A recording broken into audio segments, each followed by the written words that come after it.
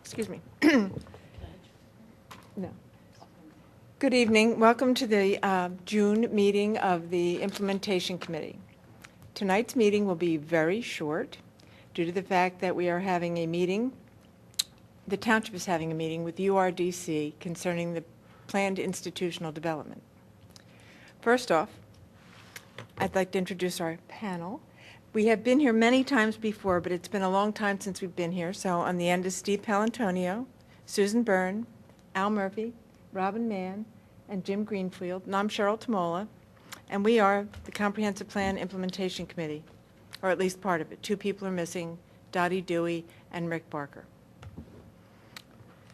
First off, I thought I would explain to people, because I often get asked this question, and I want everybody else to chime in on this, what a comprehensive plan is. Because implementing it, I think people don't understand what it is that we're implementing.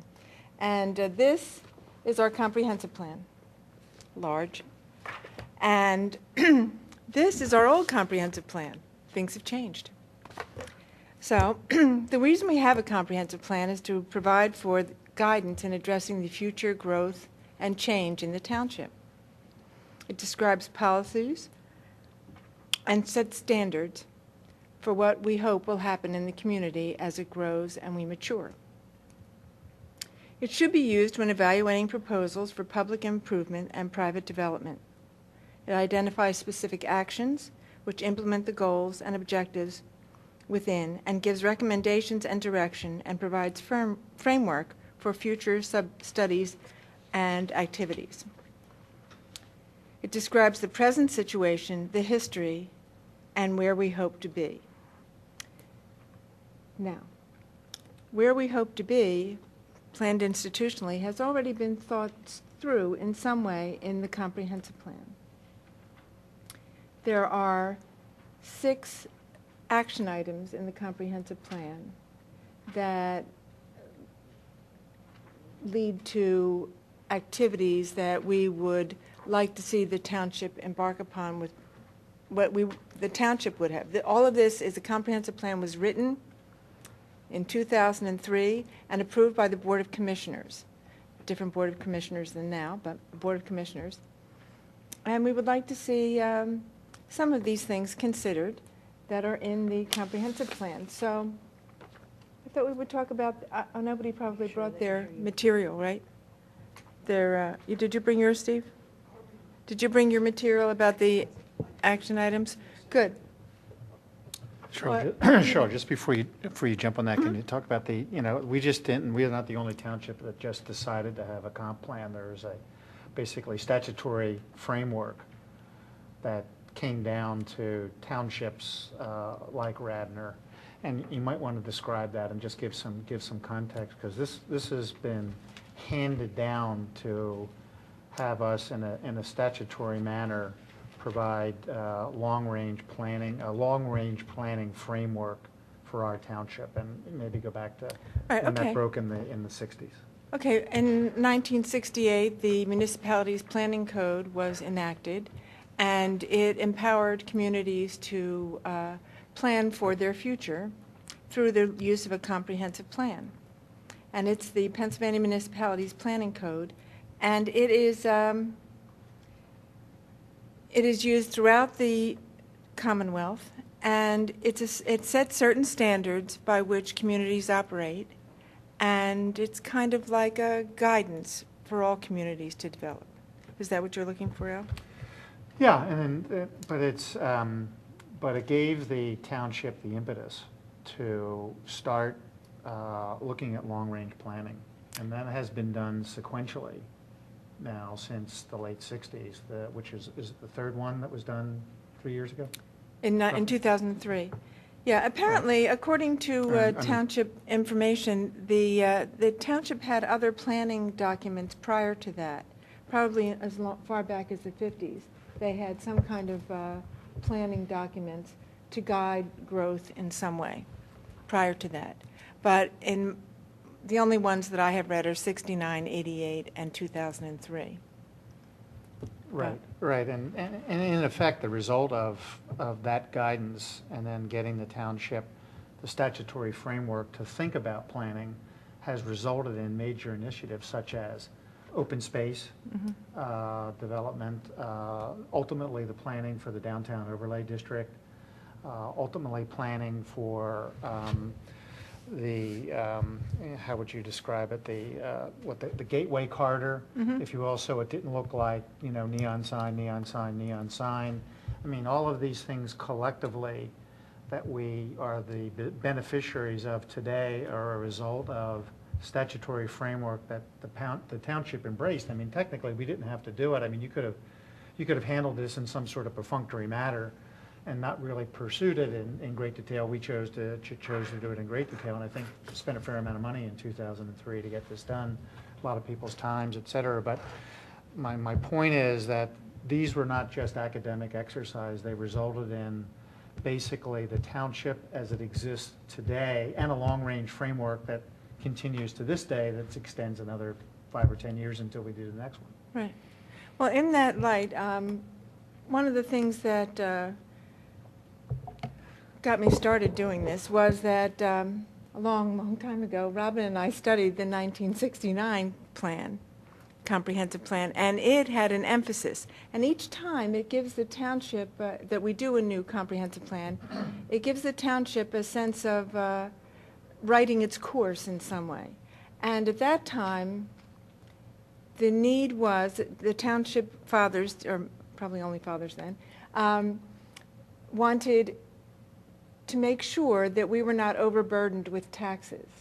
So they started a push for office development that would develop areas that would have tax ratables. And because of that, our community is more balanced than many near us, because we don't bear the complete burden of township services, because there are other uses without as many draws on the township who are contributing to our tax base.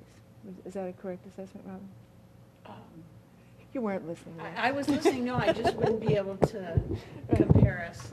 Remember, right. Yeah. I mean, your basic point was Yeah. to sort of Right. try and balance. And after yes, that, that's true. there was a sense in the 80s that, wait a minute, we were being overwhelmed by traffic from these corporate buildings, and that intensity made the township commissioners think, let's not make any more of these planned business districts.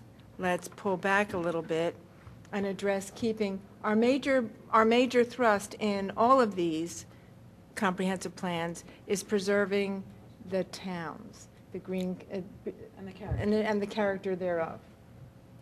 And so I think that that's the major point for this, that this is really a protection for residents and for communities, and gives you an idea of what we want to see happen in the future. I think that's it. In the 2000s, one of the key focuses was, you know, preservation of the quality of life, integrity of the neighborhoods, you know, recognizing we've had a lot of development, we have a lot of traffic, managing the historical assets of the township, managing the open space, you know, continuing to give a framework that, you know, is not in front of the commissioners every single night, but it does provide a planning framework. So when a major piece of development would come into the township, the zoning board, the planning commission, and the other boards and commissions would have sort of as an overlay framework, someone's proposing X, and if it's not consistent with the comprehensive plan, then that becomes an issue as it relates to the recommendation or lack thereof as a project gets put forward in the township. I think what happens is that it's kind of like this with any user manual, that there is interpretation. And this is essentially, if there is some vagueness about how to interpret ordinances or developments, you look back to the comprehensive plan for the overarching philosophy of where Right. we want to go. And I think that that's a very important thing, because it makes everybody feel more secure, and it's more gradual and controlled, and it's, as I said, it's guiding growth. It's not succumbing to whatever's coming up in front of you.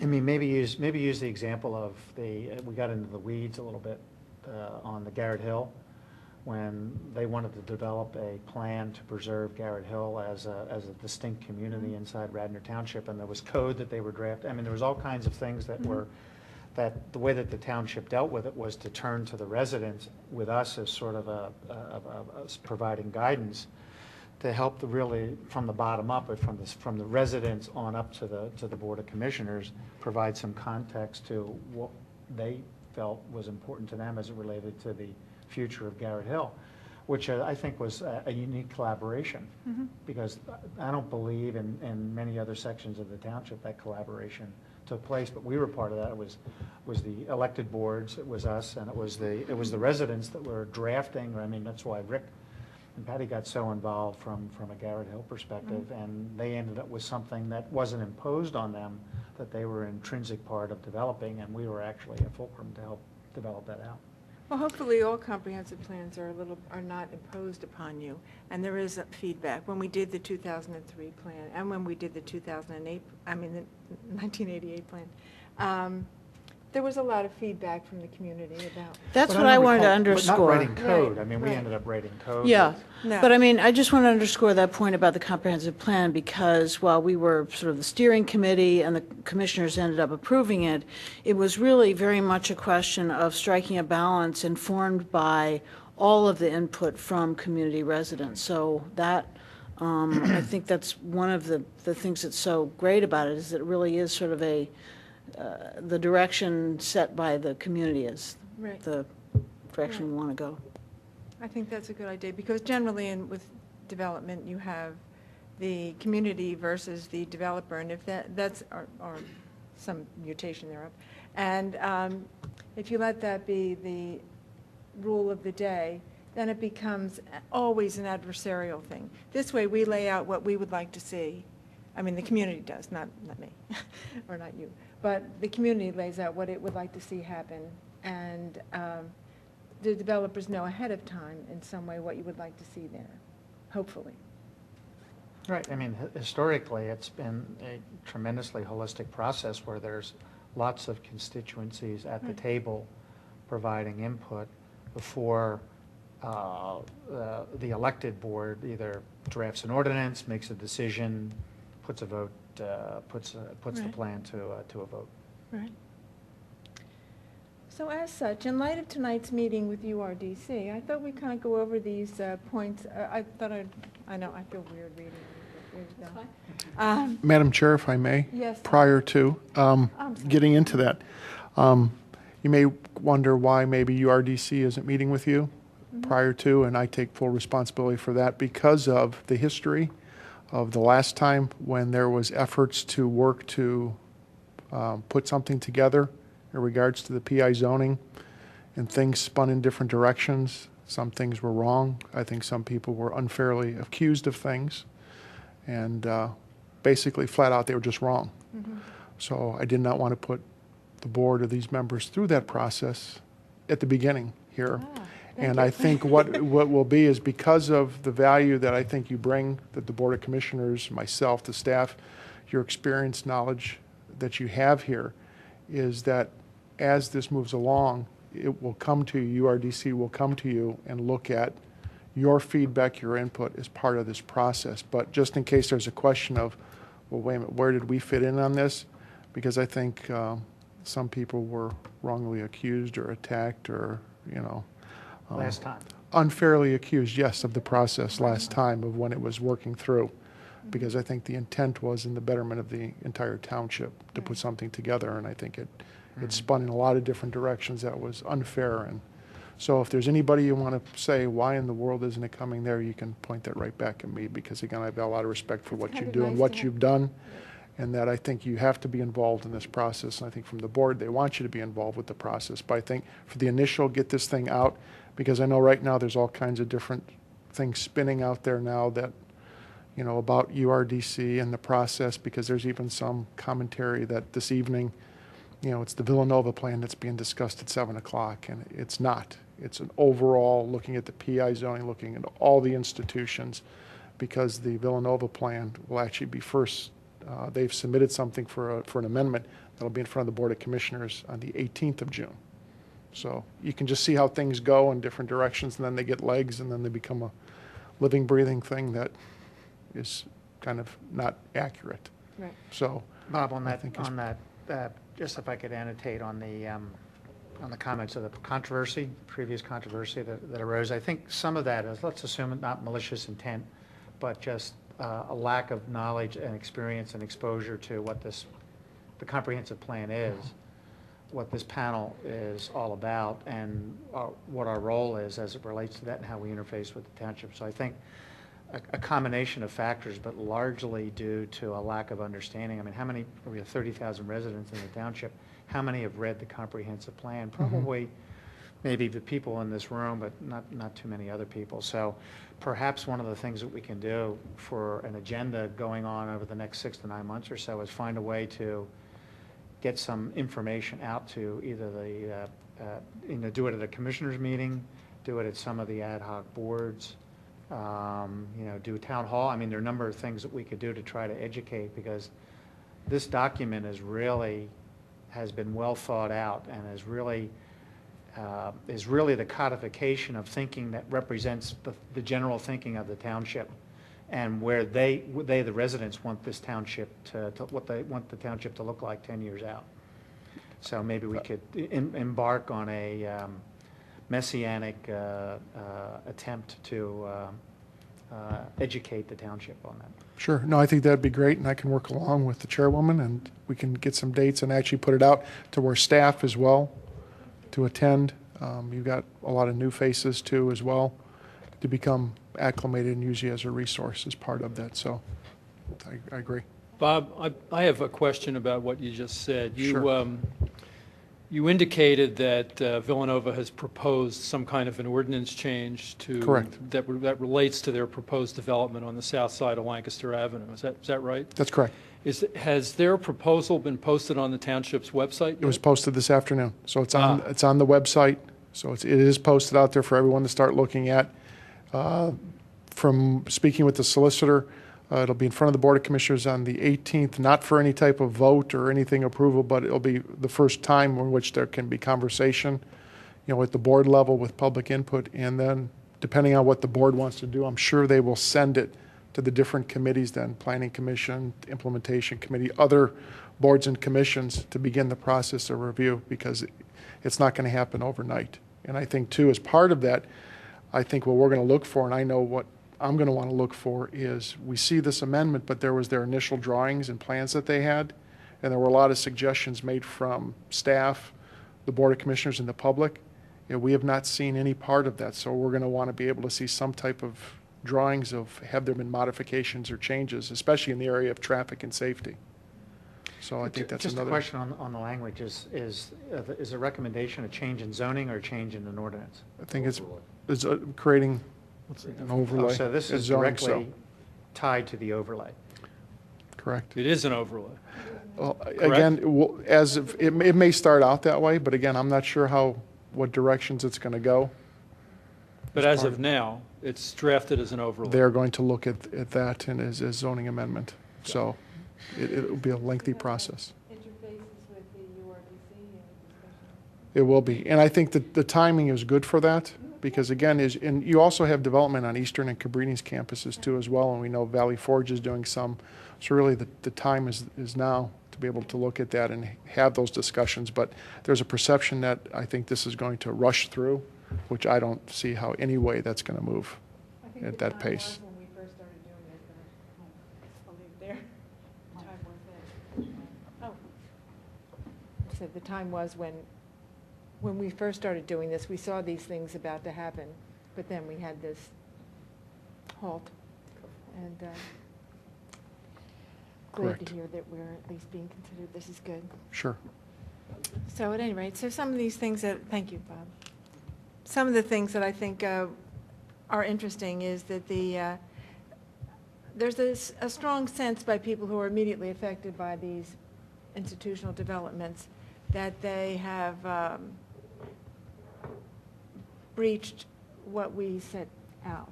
And I think this first one that is on the institutional use is As stated in the 88 plan, which shows how far back this has gone, expansion of institutional uses to areas within the present limits of the campus which are zoned as institutional districts. Well, I think that we have tried to keep it that way. I know that there have been forays into other, certainly we know that, you know, Eastern has bought up land of another institutional area, and, but we want to keep it within their initial footprint instead of having them buy residential area and convert that to a institutional use. And I think that they have made some effort to keep to that. I don't know whether anybody else thinks that's true or not. Well, it's somewhat true. I mean, Villanova is buying up contiguous residential property and converting it to institutional use, right? I don't know that. Cheryl, I was just thinking maybe, you know, to just sort of provide the framework, do you want to just run through all of the institutional recommendations as a package? Because then, and then sort of we can. Okay, oh, okay, all right. Because I was thinking that they interrelate. They and, do, right. It sort of gives a sort of a, what the Context. vision was. Yeah, right, for- exactly. Or Okay. even without reading it, you can do it, just paraphrase what the intent is so Okay. people get it. And Well, the second thing was that we wanted them to have a long-range land use plan right, as a condition of approval for any new construction. right. And they must be updated every 2 years. The 88 comp plan said every 5 years.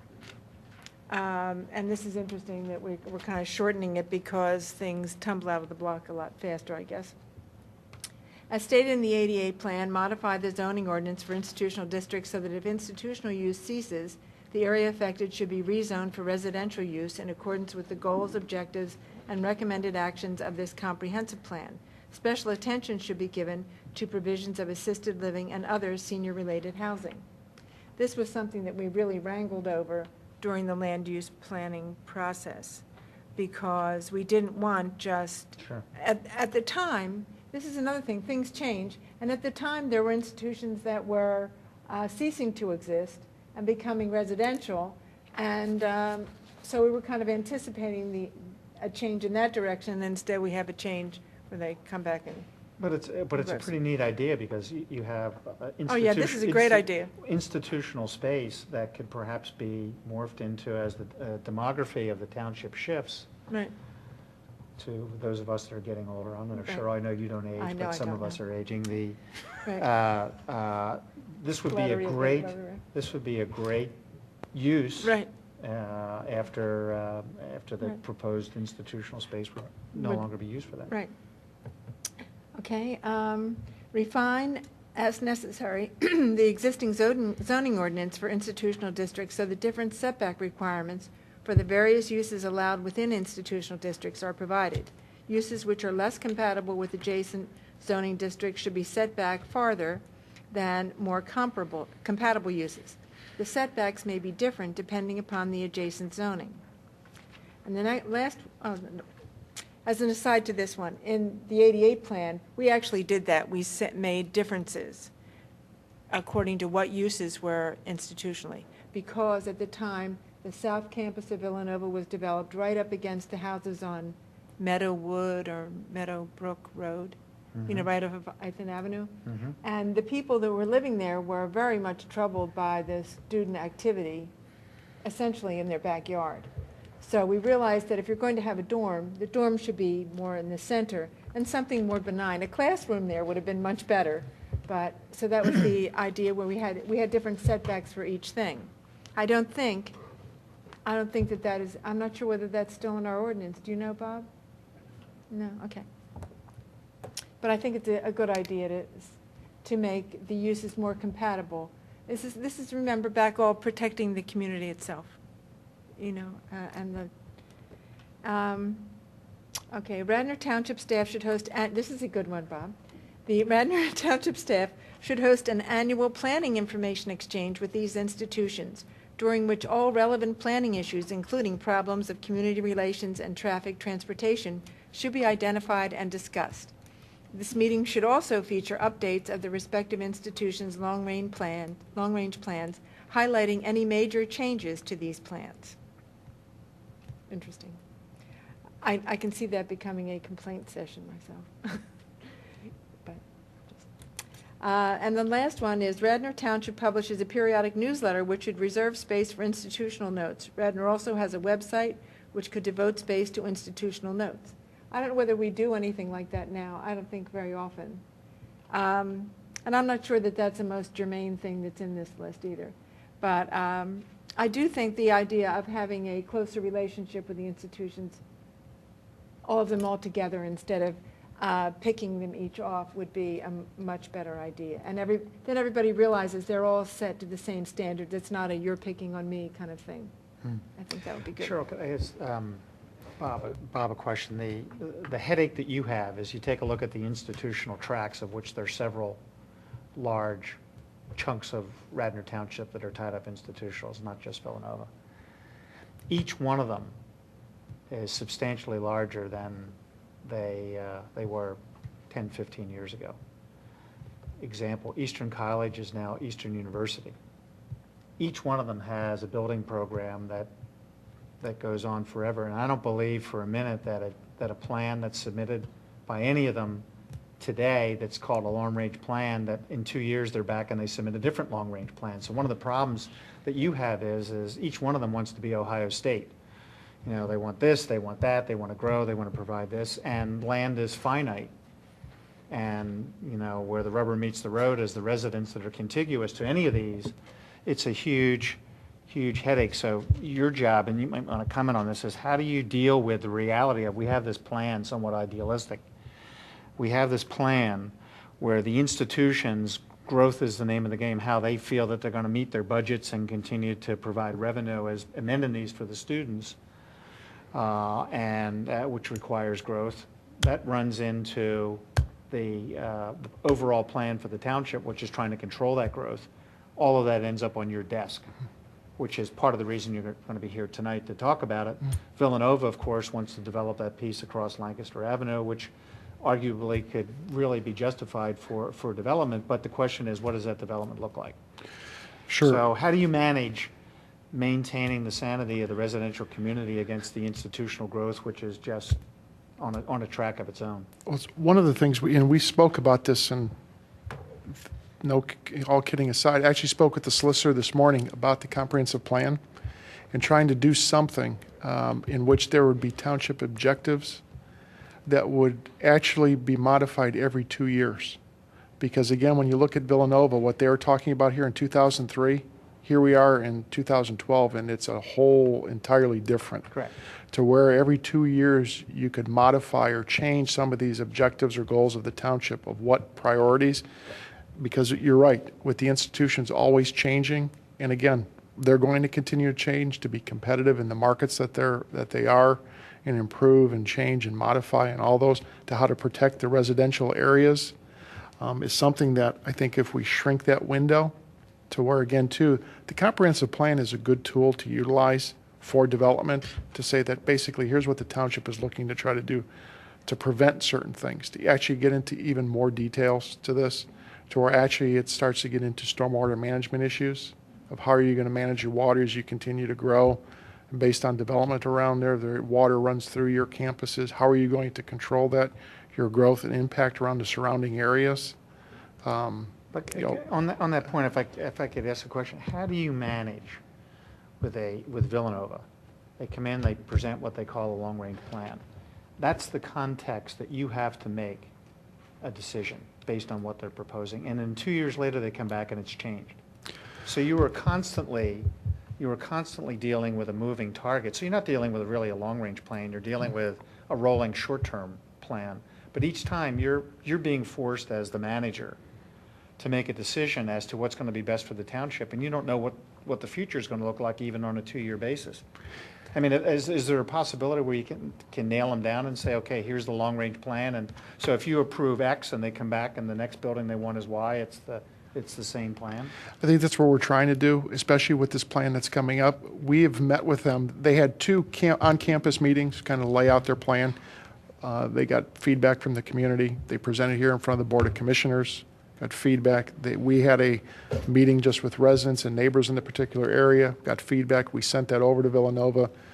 Administrative staff met with Villanova to go through and say, here's concerns that we have as part of this development plan that are going to have to be addressed: traffic, the parking garages?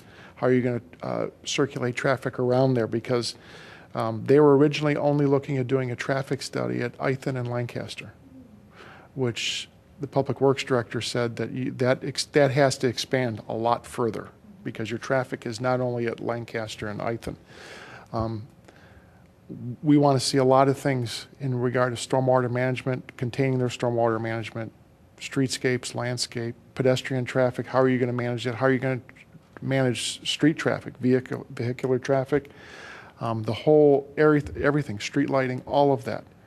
The parking garage, what is that going to look like? Should it be there? Are there other options to where you can utilize your existing campus? Which one of the suggestions we made is we're going to probably have to see your parking counts currently on campus and how can you disperse those vehicles. There was also suggestions about the possibility of relocating Lancaster Avenue and bending that around and moving the buildings closer so you eliminate the pedestrian traffic. A lot of different options to them. You could take the road down below and create a plaza over the top of the road. Different areas, different items to look at because you're looking at pedestrian bridges, which going back, I see that there was one that was actually proposed to actually be put in, and I haven't seen that yet. So I think there's a lot of those items that we're trying to work with them on ahead of time, again, to look at that. So we're awaiting that to see how the feedback of how they're going to change. But again, long term, is there going to be some development in your northwestern section of your campus? Is eventually there going to be development there? Where are you going to go? Because again, I think a lot of that is the misinformation that gets out, whether the university just addressing it directly to say, here's what our long-term is planned. Exactly. Whether the township agrees, the neighbors agree, I think everyone would appreciate that. Here's what our plan is. Like it, don't like it, here's where we look to go, so that is you can manage that instead of bits and pieces come at you and then you have to respond to those. So from looking at these as they come in, having the plan, having the changes, you're right. Short term, it's constantly moving. But long term, our hope would be we can get from the colleges of where they realistically are going to look to go. And again, whether someone likes it or not, I think the better thing is we're trying to get them to be honest and lay out what you're looking to do. Al, the big problem you have with the long-range plan for any institution is that it's unenforceable. Yeah, right. And it's, there's no law anywhere in Pennsylvania that suggests that if an institution submits a proposed land development that's inconsistent with a long-range plan, that you can use that as the basis to deny them. Right. So, I mean, my own view, and this came up 2 years ago when we began the process of drafting amendments to the planned institutional district part of the zoning code, my view was that requiring them to submit the long-range plans is a waste of time. Because ultimately, you're going to get more information out of historically where they've been in terms of enrollment, development of the campus. If you take a look and see how enrollment, traffic patterns, and campus development have changed over a period of maybe 30 or 40 years, you're going to get a much better indication of the type of growth you can expect in the future. And if you can't bind an institution to adhere to a long-range plan, all that's going to happen is you're going to promote misunderstanding and hostility. Neighbors are going to say, well, they submitted this plan, now they're not adhering to it, just not right. And the institution, in all likelihood, is not going to be entirely candid about what its long-range plans are because they don't want somebody to try to bind them to it. They may not know, yeah. So actually, when we drafted, and by the way, just to review, 2 years ago we had a committee that was composed partly of members of this committee and partly of members of the Planning Commission. And the process that Bob referred to earlier began with a series of meetings in which we set about trying to develop amendments to the PI district. That's what we were charged with doing. And I recognize that there are probably going to be a lot of people who don't agree with this, but I suggested that we do away entirely with the long-range plan requirement and replace that with a requirement that they provide certain data whenever they submit a land development plan. And that data would be historical in terms of how the use has evolved over a period of time. including a lot of different elements, so that we can get a picture of where they've been going, which may turn out to be a far more accurate picture of where they will go than asking them for a plan that's non-binding.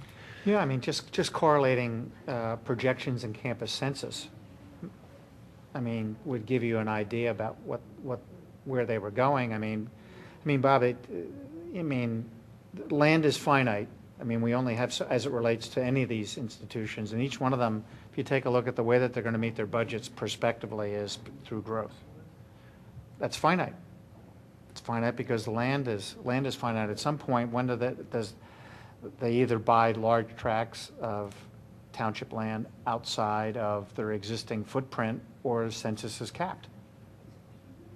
Essentially, that's the, I mean, we talked about a height expansion We did. as a way to keep the growth from going horizontal, have it go vertical, Right, and require givebacks from the institution in exchange for that. and drive some of the vertical development to the center. To the center of the campus. I mean, all the institutions, what they want to do is they want to drive the development to the periphery, because they want to have this bucolic town center for their students, et cetera. And of course, that becomes immediately controversial as it relates to the residents, because in the proposed development that we have now, some of the garage example is going right up against residential. So, this is where, I mean, this is a conflict. It's not resolvable. Certainly, you're right. It's proposing it in a long-range plan that, that the institution is not going to adhere to because they can't. They don't know.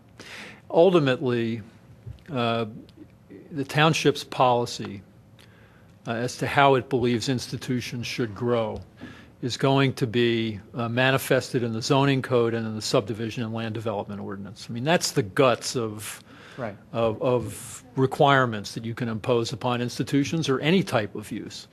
And for example, the problem that Bob just mentioned, where Villanova was suggesting a traffic study need only encompass that one intersection at Lancaster and Ithan.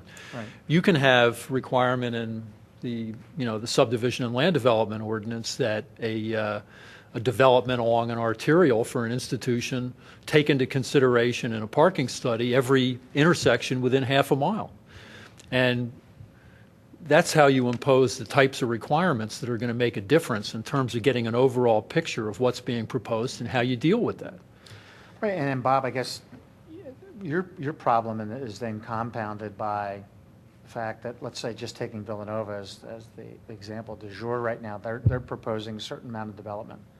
You have development that's also being proposed elsewhere in the township. And those two decisions are not mutually exclusive as it relates to traffic or anything else. The decisions that are made at Villanova are definitely going to affect decisions that you would like to make or consider somewhere else in the township. If it's going to result in increased traffic, increased stormwater runoff, whatever it would be. So in reality, you not only have to take Villanova's plan, you have to take what you're thinking about for the rest of the township. Some of this starts to get self-limiting. Right, no, you're correct, and that one is the one you may be referring to is the Centacor property, which Biomed has, which they're looking at new plans, which again, all takes into consideration. They seem to be a little more workable, How about that? amenable to, working along to address a number of these issues, but you're correct because the value of the development, both of them are going to look somewhere in about the $300 million range, so you're looking at $600 million worth of development here in a short period of time, which will have an impact upon the community. One is how it looks and how traffic moves, and hopefully both are part of that process of helping to improve it and not make it worse. Right. It is interesting, at least when I was on the Planning Commission, there was often this sense that the developer would come in and look at it as if they were looking through a keyhole, and you're just looking at what's the same thing with Right. this. And these two developments together, should they have this amount of parking available, I don't care if they're on top of the Blue Route. You have to get to the Blue Route and off of the Blue Route over local roads. And it's going to be an enormous impact. And how you prepare for that kind of thing, or how you structure it, is an enormous problem in my mind. Right. Sure, and a lot of that is what we're trying to do is where that is the responsibility of these developers to pay for those studies, to pay for those impacts. It's their responsibility. If they want to develop here in the township, there's an expense that they have to put out to be able to develop in the township to make sure that, again, we're not creating those issues of parking issues, traffic issues, stormwater issues, that we don't want to create issues. We should be addressing a lot of these. But again, we know that there's some things that are going to have to happen because in 2014, that property will become vacant. So I think the opportunity here to be able to come right back into that with new development, to put those jobs and put these facilities active, I think is an opportunity where you can work with them. But these present opportunities for the township to make some changes. And I think, just as you've spoken about this evening, there's opportunities that you can actually now make some of these amendments or recommendations based on what's coming or based on what we know is going to be a tremendous learning curve for everyone because we're not really sure of all the details yet until they're actually presented to the township here, but to require those. I just want to comment, I mean, to some extent, the comprehensive plan does enable the community to be less reactive. Yeah. And so as you talk about, potentially updating the township's objectives every couple of years, I think it's very important to balance that with the sort of longer term principles and balancing that we want to try and sustain, and not be in that reactive mode to an undesirable degree. And I think that's a great point because again, when we talk about what exists today, we all know that someone could buy property that as it appears today, if they assemble a few parcels, now it becomes something different. So I think as long as we're aware that as it sits today, isn't always how it can look, and if you assemble different parcels and different properties, you can make something different now and change, and I think even to the campuses. Right. That was spoken about, they could buy certain tracts of land or monitoring those acquisitions of real estate that could have an impact. So I think always to be aware that as it sits today and to have the idea that, well, nothing's really going to change, you can only build out so much. I think I've seen it in the past. People assemble properties. This property accesses another bigger parcel. Now you've got a whole different project that you're going to be looking at that, could meet the certain zoning requirements. And there are folks that are very sharp that they can figure that out. Yeah, in the 30-some years that I've lived here, it looks totally different. Yeah. Lancaster Avenue looks totally different. It does. I'm sure in Steve's life, since Steve's lived here his whole life, things look very different. Well, that's what, Right. you're right, but I'm glad it doesn't look like it does 45 years ago. I to be know, I'm not honest with saying, are you only 45? you. Well, no, that's what I remember. It's when I started drinking. No, I'm just But saying, no, I'm just saying. things evolve. I'm They not do, saying that and it I'm was just- a bad thing that it looks so different. Yeah. I think it looks much more groomed now than it did then. I mean, there's things that were built 40, 50 years ago. If we really stop and look at them, they tried to build them today, you'd want to throw up. I Right, mean, exactly, yeah. So I'm not, Bad news. everything 40, 50 years ago wasn't great. No, I'm not saying that it was. I'm just saying that when you look at it, it's that different. And I think that understanding that things evolve is the most important thing that happens with the comprehensive plan, is to understand that things are evolving. But the idea is that in the future, you want it to look better than it looked 45 when Steve was born. Hey, Jim, a question on the educational side of institutional. Is there a statutory framework in the state that would allow a municipality to deal with an educational institution and capping the census? Basically agreeing to that in some framework, because eventually you hit a wall. Does that exist?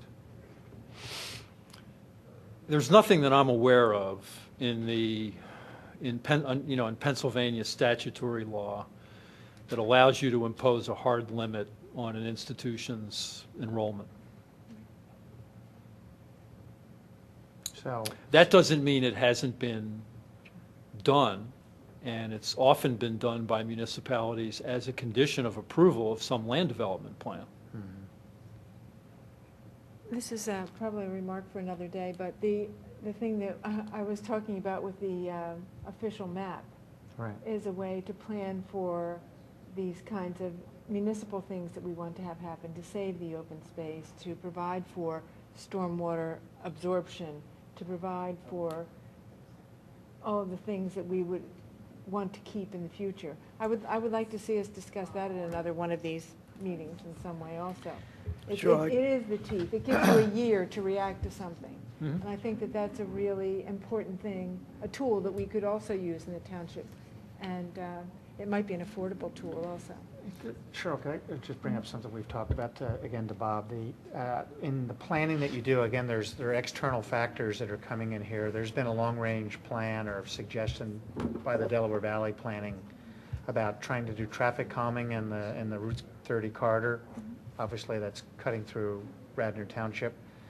When you get development, whether it's Centacor, whether you get it's Villanova, whatever, do you try to factor in inputs from, you know, other much broader planning suggestions that would clearly have an impact? I mean, clearly, if you're talking about relocating Lancaster Avenue, one would have to think that of at least bringing in the analysis that was done that had to do with looking at, You mean DVRPC's analysis? yeah, would take a look at the corridor from end to end. I mean, everybody, City of Philadelphia, when they did the Barnes, the Redan Museum, all the Parkway was, they were looking at traffic calming along it to make the whole Parkway much more pedestrian friendly. And that concept has been extrapolated out to the burbs from, I guess, City Line all the way to Paoli. Is that a factor in your planning? It is, and I would like to say with Steve Norsini being on board with an engineer, I think he understands that in looking at certain items of turnabouts and those types of things to look at traffic calming situations without going into those areas of your typical, what you would think you would put in speed humps, those, but also is reaching out, working with PennDOT to see what their option is, and that's why we're quite shocked at PennDOT's response of relocating, Lancaster Avenue to where they would be flexible enough to look at those types of things. Again, as long as it's not at their expense. I think they're open to those types of things, but I think those are the kind of things that Steve, with his background as an engineer and also from Public Works and maintenance, all of that involved, is looking at that to see what options are available as traffic calming, pedestrian safety, because again, becoming more pedestrian friendly in town, especially in the Wayne area.